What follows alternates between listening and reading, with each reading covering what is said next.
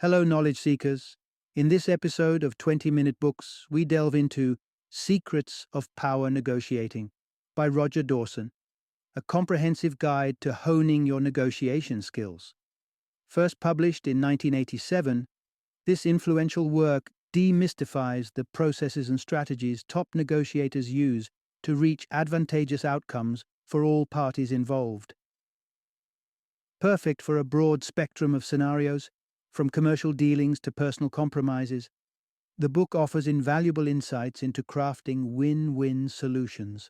Author Roger Dawson, a renowned expert in the art of negotiation, draws on his prolific background as a high-stakes negotiator in the real estate sector to present powerful tactics that have been shaping successful deal-making since 1982. Through his transition to a full-time author and public speaker, he's impacted countless individuals by sharing his expertise in seminars and various educational formats. Not only is Dawson a revered figure in his field, but as a testament to his impact, he was also inducted into the Speaker Hall of Fame in 1991. Secrets of Power Negotiating is not only for the experienced negotiators looking to refine their approach with fresh techniques, but also for novices eager to build their confidence and competence in negotiation scenarios. This episode is an essential listen for anyone aiming to navigate the complexities of negotiation, whether in business, personal life, or any situation requiring mutual agreement. Join us for a riveting exploration of tactics that will empower you to negotiate with assurance and authority.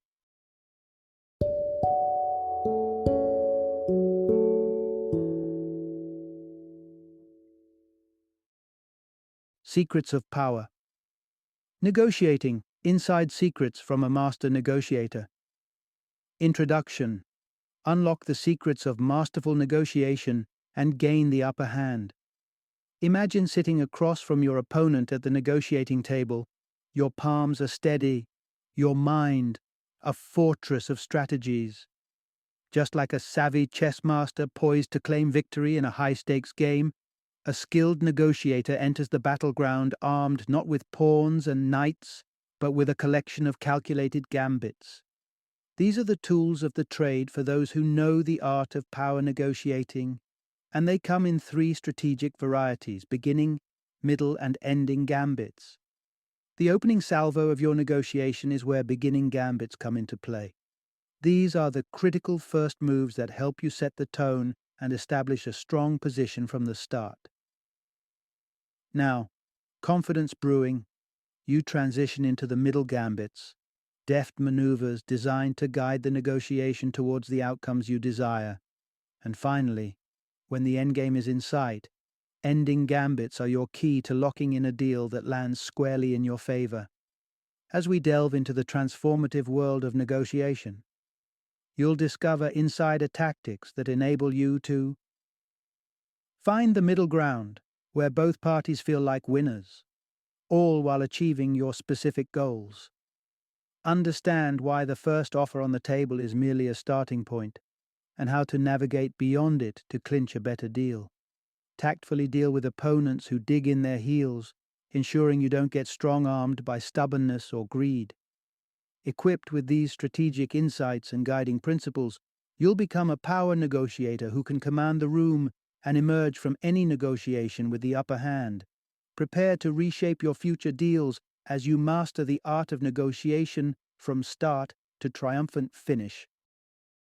Part 1. Set the stage for success by strategically defining your negotiation range. Picture yourself at the dealership, eyeing the car you've been dreaming about. The sticker on the windshield screams $18,000, but your wallet whispers a more palatable $15,000. That's a $3,000 tug-of-war waiting to happen. Here's where you make your opening move, a pivotal moment that speaks to the heart of strategic negotiation, the art of aiming higher than what you aim to get. This technique stands as one of the foundational gambits in the realm of power negotiating. It's about setting a negotiation range that works to your advantage. Novices often step into the ring and, in an effort to seem fair or to quickly put an end to discomfort, put their best number on the table straight away. But this rookie move just minimizes the negotiating playground to a sliver, where the only way forward is to cede precious ground. So what should be your play? If the car you want is marked at $18,000, instead of putting down $15,000 up front, consider lowering your starting bid significantly more. This doesn't just throw another number into the discussion, it cracks open a wider battlefield, the negotiating range. This is the spectrum where the magic of compromise dances, and you want this range to be as broad as possible because it's within these boundaries that middle grounds are met. This tactical positioning is what savvy negotiators call bracketing. By setting your initial offer well below your true target, say $12,000 in this scenario, you're not just haggling, you're carefully curating the negotiation arena such that if you both meet in the middle, you'll be shaking hands right where you hoped. Flip the scene. And if you're the one peddling products, let's consider widgets, for example. The same principle applies with a twist. Facing an offer of $1.50 per widget, with aspirations of $1.75 dancing in your head, where should your counter swing? Cast your initial anchor at $2, effectively laying down a bargaining buffer around your target price. With these tactics in hand, your negotiating foes may come to the table thinking they'll lead, but they'll soon discover that it's you who's orchestrating every step of the dance. Part 2. From buying cars to international diplomacy, negotiation gambits are universal keys to success. The renowned beginning gambit of asking for more than you expect isn't exclusive to the world of dollars and cents. Indeed, its reach extends across a plethora of scenarios, monetary and otherwise. Think about it. Whether you're angling for a raise or orchestrating a major real estate deal, the same principle lights the way. Aim high, anticipating concessions along the journey to agreement. Consider real estate once more. If you're poring over contracts, throwing in a wish list of amendments can be your strategic gambit, with the assumption that only some will survive negotiation. It's a tactful stretch, designed so that you can give a little and still walk away with key terms favorable to you. Straying from fiscal matters, these negotiation tactics find fertile ground in the arena of politics, with diplomats wielding them like chess grandmasters. In the delicate game of international relations, presenting ambitious demands might be the opening play, setting the stage for intricate negotiation. Though we'll simplify our focus primarily to sales, for the sake of a crystal-clear understanding. Rest assured, these maneuvers are versatile. Seasoned negotiators know that whether you're the buyer or the seller, you can flip the script and apply the same strategies to the other side of the coin, albeit with a slight twist. Take the reluctant seller tactic, a psychological ploy that tilts the field to your advantage. Imagine you're selling a house with deep family roots. Feign hesitation, imbue the property with sentimental heft, and the potential buyer is likely to think twice before coming in with a low offer. They'd worry about pushing you further away from wanting to part with your cherished home, thereby inadvertently narrowing the negotiating range to your favor. The reluctant buyer plays the counterpart to this gambit. As a seller, beware of buyers who downplay their interest by mentioning the multitude of options at their disposal. Their apparent disinterest is a ploy to nudge you into trimming down your price, thus manipulating the negotiating range to lean their way. Just as a seller can feign attachment, a buyer can feign detachment, and both do so with the same goal in mind, to emerge victorious from the dance of deal-making. Part 3. The subtle art of nonverbal cues and the power of language in negotiation. In the grand theater of negotiation, the performance is just as important as the script. Bluffing, an art form in its own right, becomes a tactical move that extends far beyond verbal offers. You wouldn't sincerely expect to sail away with that $10,000 boat for a mere $5,000, right? Yet, proposing such a figure is less about the specific number and more about setting the stage for the negotiation dance to unfold, with your actual goal hovering around $7,500. Now let's stage another scene, the art of flinching. Picture the boat owner tentatively putting out a price tag of $10,000, and you react with a gasp of disbelief or even a well-timed grimace. This physical display of astonishment is your performative bargaining chip, conveying a level of dismay that mere words could never match. If the owner is unseasoned in the game of negotiation, this might prompt a swift drop in price. Even if you aren't that fortunate, you've still communicated a powerful message, one that resonates beyond the realm of rhetoric alone. A stoic face in this scenario could be misinterpreted as acquiescence, potentially undermining your position. The boat owner might mistake your calm for satisfaction with the price, thus weakening your stand. In the subtle play of negotiation, your body language writes its own dialogue, one that could make or break the deal. But let's not discount the power of the spoken word quite yet. There's a particular 7-word script that serves as a formidable gambit in its own right, known as the vice technique. Imagine hearing the initial proposition, and in response you lean in, not aggressive but firm, and utter, "You'll have to do better than that." A simple sentence with a monumental effect. You've effectively volleyed the responsibility back to your counterpart to improve their offer. Resist the temptation to fill the silence that follows. Let the anticipation build until your counterpart responds, ideally with a concession. But if you're facing an opponent who matches your negotiation acumen, they might bounce the ball back into your court with a question demanding specificity. How much better should I do? Exactly. In this moment, you're compelled to reveal your hand, drawing the boundaries of the negotiating range. This skillful exchange serves as a lesson. If you're ever on the receiving end of the vice technique, your best counter is to return the question, keeping the negotiation fluid and non-committal, at least for a moment longer. Part 4. Refuse to settle. The pivotal strategy of passing on the first offer. Let's delve into one of the quintessential tenets of negotiation. A rule so fundamental it's etched into the tablets of bartering law. Never, under any circumstances, take the first offer presented by the other side. For the seasoned negotiator, this seems like second nature. If the deal's opening gambit involves money, common sense dictates it's merely a conversation starter. But here's where the plot thickens. What if the ball is in your court and the other person's initial counter offer is temptingly good? The siren call to accept can be almost irresistible. Yet hear me out, hold off on accepting it. Picture yourself in this scene. You and an acquaintance stand side by side, eyeing the car he's selling. He names his price, $5,000. Your strategy is set to anchor lower, so you counter with $3,000, aiming to end up around $4,000. To your surprise, he's quick to reply, "All right, sold." While you might initially feel like you've just scored the deal of a lifetime, beating your target price without breaking a sweat, something should feel off. His eagerness to accept your lowball offer could signal a red flag about the car's condition. Plus, think about the what-ifs. If he jumped at $3,000 so readily, would $2,000 have been on the table also? Now let's flip the script.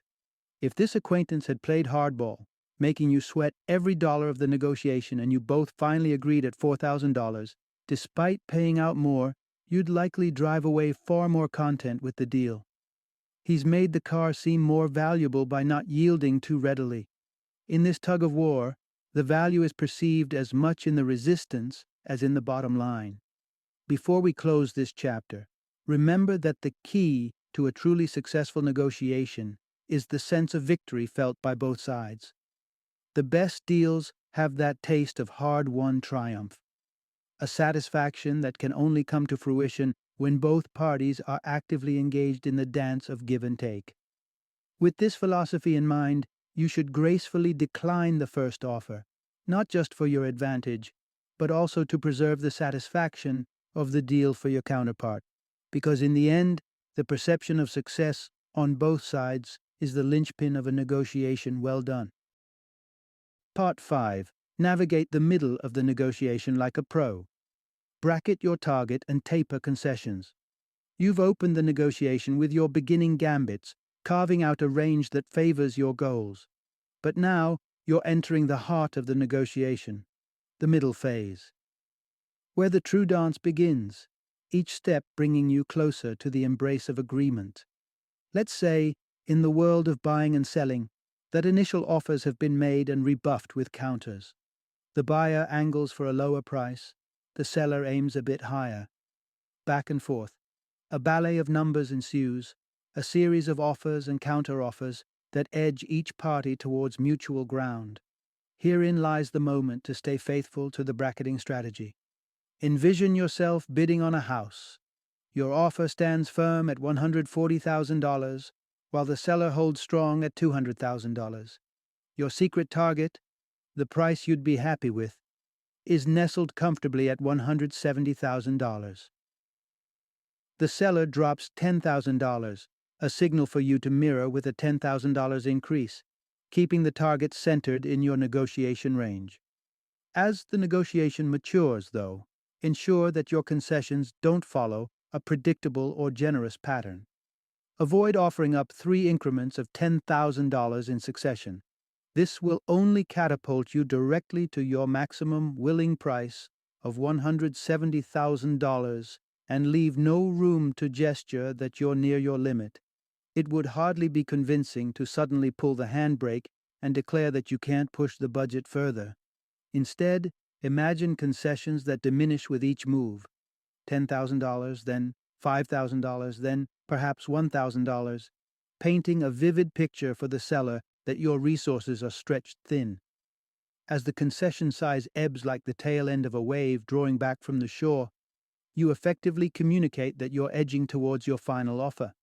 This incremental lessening builds the emotional narrative that you're grinding down to the gritty end of what you can give, setting the stage not only for a successful negotiation, but also for one where the opposing party feels the journey's weight and respects the conclusion. Part 6. The secret to middle phase mastery. Never concede without a counter-concession. Wading deeper into the trenches of the middle phase, it becomes evident that skillful negotiation is an exercise in astute concession-making. You're relinquishing pieces of your bargaining real estate, but with a strategic pace, ensuring the exchange is equitable or, better yet, tilted ever in your favor. Here, we encounter a pivotal maneuver, the trade-off gambit. This gambit is hinged on a golden principle. Every concession you make must be matched by a concession from the other side. Picture yourself selling a house, and the buyer, eyes aglow with hope, asks to store her furniture in your empty garage before the official passing of the keys. Even if giving this allowance costs you nothing, don't relent unless there's something in it for you. How do you navigate this request? Create an opening for negotiation with an open-ended query. If I agree to this, what could you offer me in exchange? By phrasing your requirement in such a manner, you're lobbing the decision back into her court. She might just surprise you with a counteroffer that outstrips any expectation you previously held.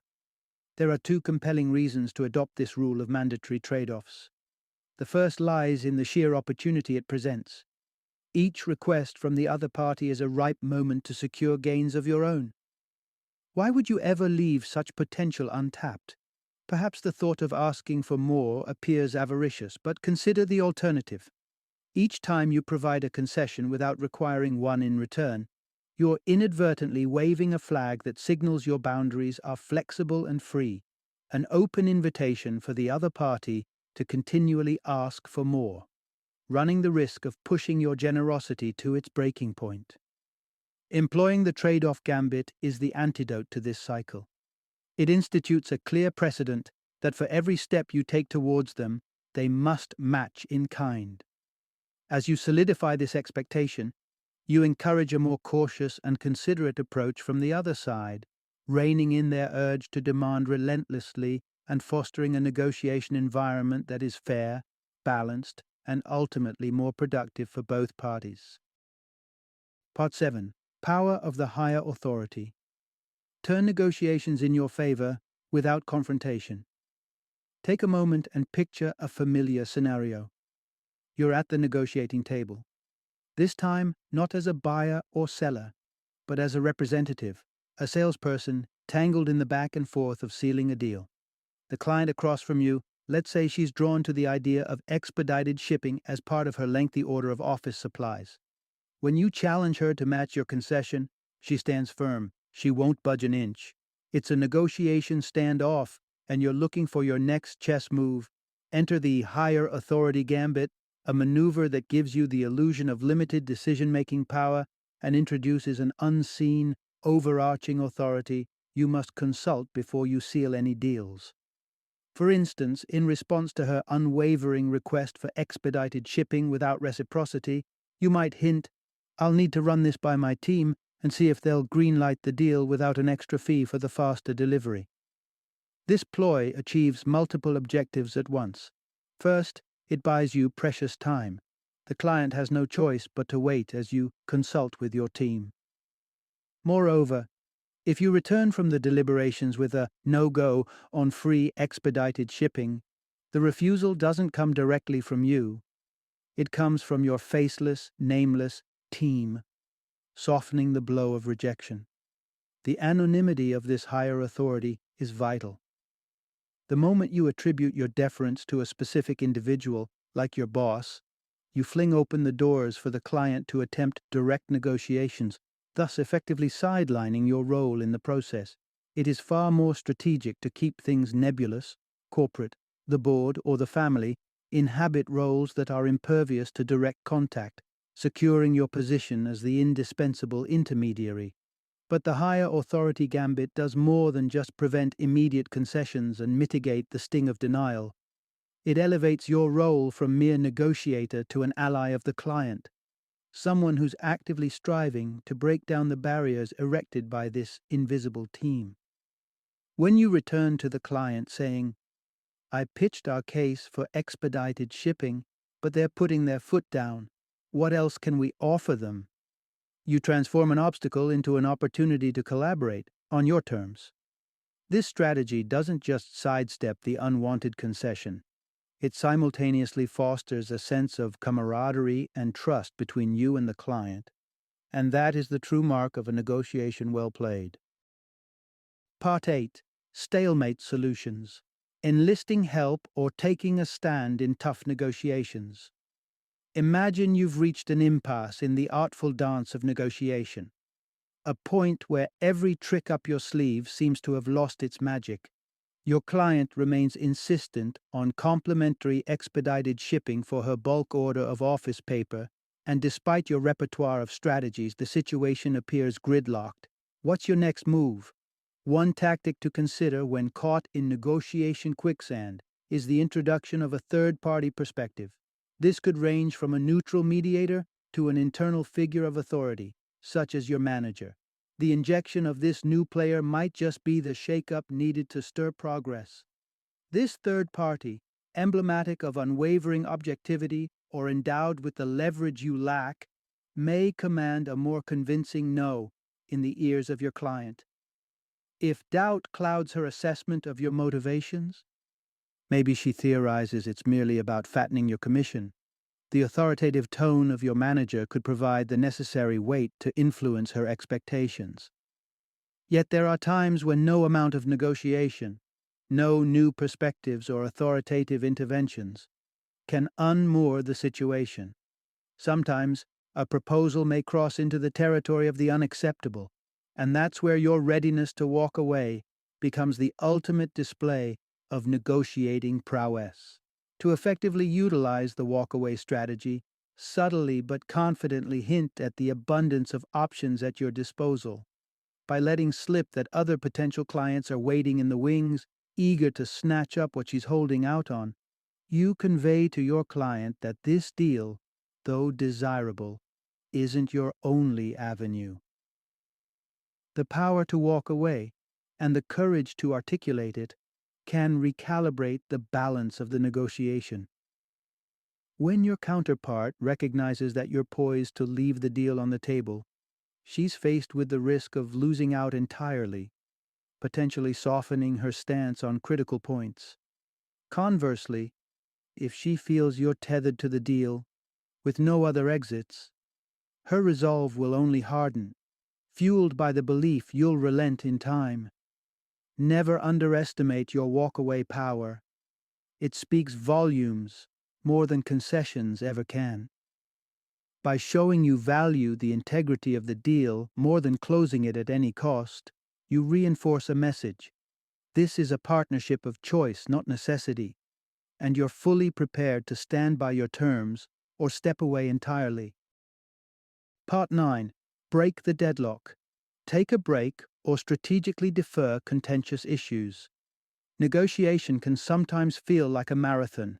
When you hit a wall, you might need to employ a burst of creativity or simply catch a second wind. Before you resort to summoning a mediator or walking away, which are undoubtedly valid plays late in the game, consider these tactical intermissions to move matters forward. First on the docket, reinvigorating the atmosphere. Negotiations can become tense, the air thick with silent clashes of wills. It might be time to inject a different vibe. Say, why not relocate the discussion to a warm, inviting restaurant? Changing the setting can breathe new life into the conversation and rejuvenate worn-out spirits. Or perhaps, amid the heated exchanges, a light-hearted detour into personal passions or intriguing market tales can cut through the severity of the room, lightening the intensity. Another idea: swap out envoys. Introducing a fresh face into the equation can change the rhythm and energy of the interaction. New people bring new dynamics, and sometimes that's precisely what a negotiation needs to shift gears. When an issue plants itself squarely in the way of progress, threatening to barricade the path to agreement, it's time to bring out the set-aside gambit. Picture this: stuck at an impasse over a timeline that's simply unfeasible. The negotiating counterpart is a brick wall. Here, you have a spectrum of other negotiable matters that are far less contentious. Rather than butting heads over one troublesome detail, agree to park it to one side for now. Move on to cover ground on all the other areas where mutual consent is within easier reach. Don't see this as merely sidestepping the problem. It's strategic groundwork. Having laid down a framework of agreement on multiple fronts, the lingering sticking point turns from a mountain to a molehill by comparison. When you loop back to it at the negotiation's home stretch, your counterpart is less likely to abandon the entire agreement over this one remaining hurdle. Having invested ample time and energy, and with the deal's conclusion tantalizingly close, they'll be more inclined to bend. This approach is not about avoiding difficult topics, but rather about cultivating an environment where momentum and increased rapport can transform a previously intractable issue into one open for compromise. Through patience, a touch of strategy, and perhaps a dash of social engineering, what once was a blockade might just become the bridge to a successful deal. Part 10. Seal the deal with a cherry on top. The art of the nibble in negotiation. We've all been there, that moment when you stand on the cusp of clinching a deal after what feels like an eternity of deliberation. The psychological phenomenon is universal. The deeper we sink our time and effort into an endeavor, the harder it becomes to back out without a tangible payoff. We become possessive of our near victories, our minds tantalized by the proximity to success. This all-too-human tendency is what gives an edge to a clever end-phase negotiating gambit known as nibbling. The nibble is a finishing touch, a flourish applied at the closing curtain of the deal-making session. Imagine you're about to purchase a pre-owned truck. The price has been haggled down to an agreeable $7,000, hands are being shook, pens poised to sign. It's the prime moment for a seemingly off-the-cuff query, something along the lines of, "We're including a full tank of gas with that, right?" In such late-stage negotiations, the seller, sensing victory, will often acquiesce to such minor concessions to cross the finish line. They've mentally banked the $7,000 and are unlikely to risk the entire deal over a tank of gas. Remember, though, nibbling isn't exclusive to one side. It's a gambit any savvy negotiator might deploy. To shield yourself from a last-minute nibble, as the seller, you could employ a direct approach. Lay out all the incremental costs in writing beforehand. This transparency creates a buffer against surprise add-ons. Should the nibble still come your way, resuscitate the higher authority gambit. I'd love to help, but I don't have the go-ahead from my manager to include that. This external veto provides you with a shield, deflecting the nibble without direct confrontation. And if all else fails, sometimes a dash of social leverage can disarm the nibbler. Flash a disarming grin, deliver a friendly chide. You've already worked out an incredible deal, don't you think? The light-hearted peer pressure may just be enough to make them retract their ask, saving you from surrendering that last scrap of advantage. So keep your wits about you, and a playful rejoinder in your pocket. After the protracted journey of negotiation, it's these final delicate nudges that can add a touch of sweetness to the victory for both sides, or protect you from an unexpected overreach, saving that last morsel for yourself. Part 11. When push comes to shove, turning the tables with a strategic withdrawal.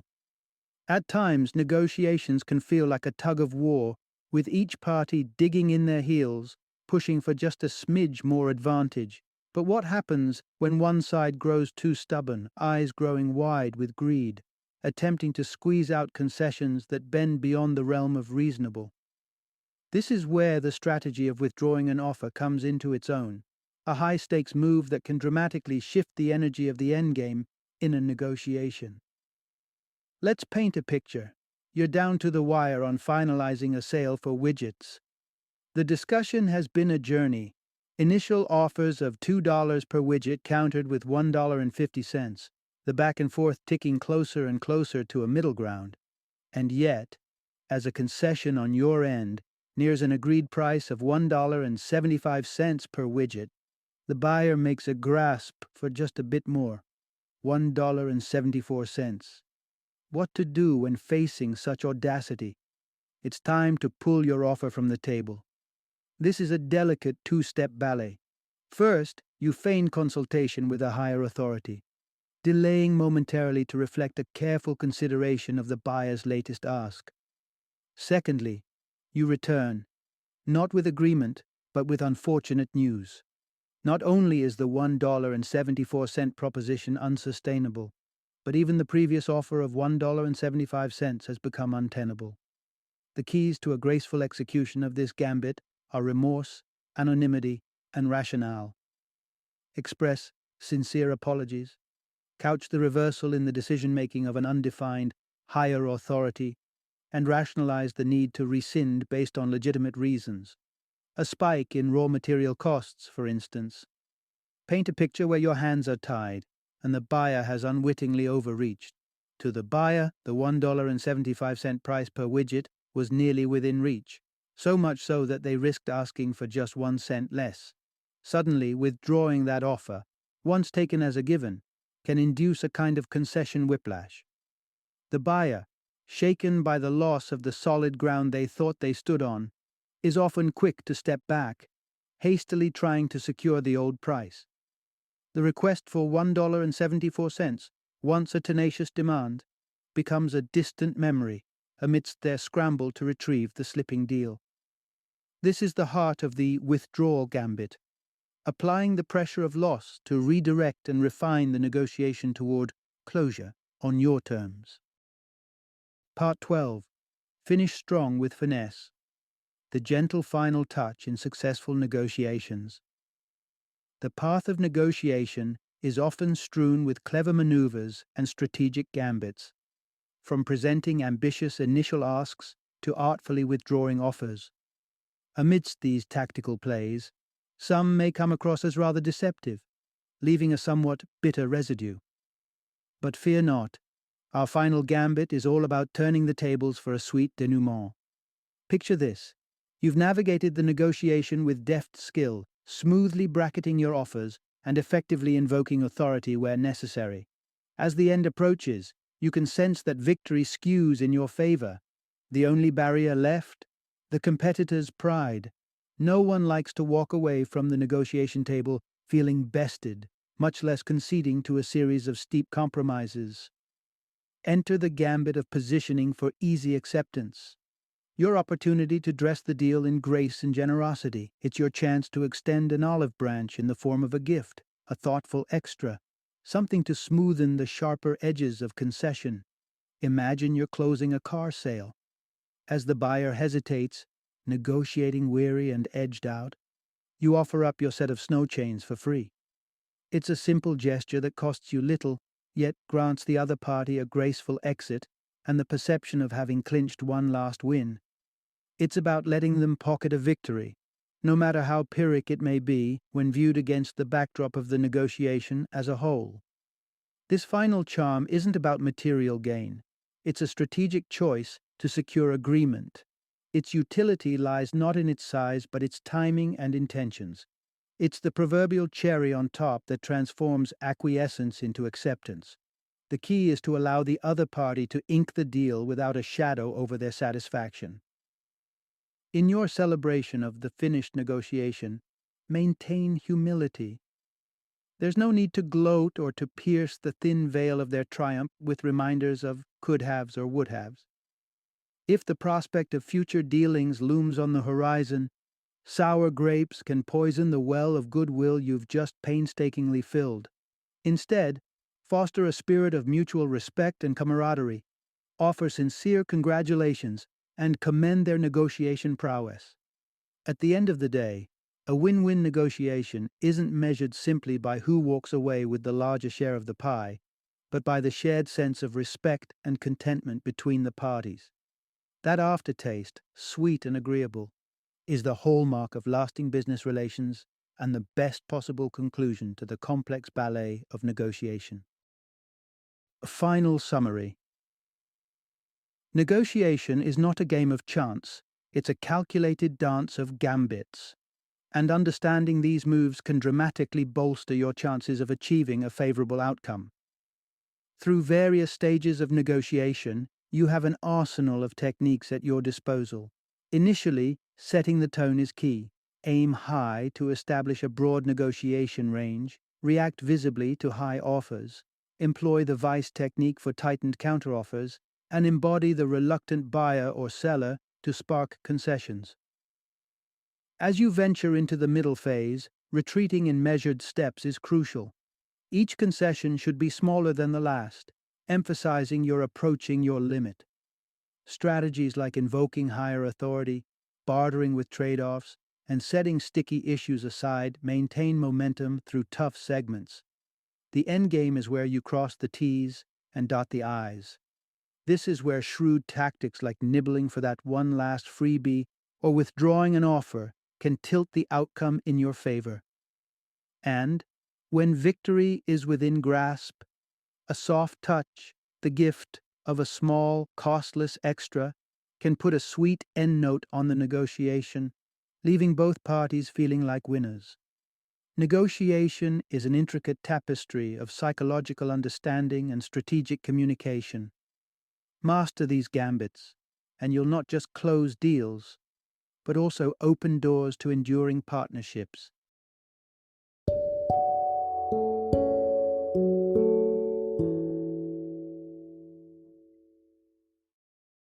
Thank you for joining me today on this journey of learning and discovery as we explored the insights of another thought-provoking book in our growing library of knowledge. If you've enjoyed our time together, please take a moment to follow our podcast, give us a 5-star rating, and share 20-minute books with other knowledge seekers. Your support truly means a lot. Don't forget to join me again in the next episode, where we will delve into another enriching book. Until then, happy reading and happy listening.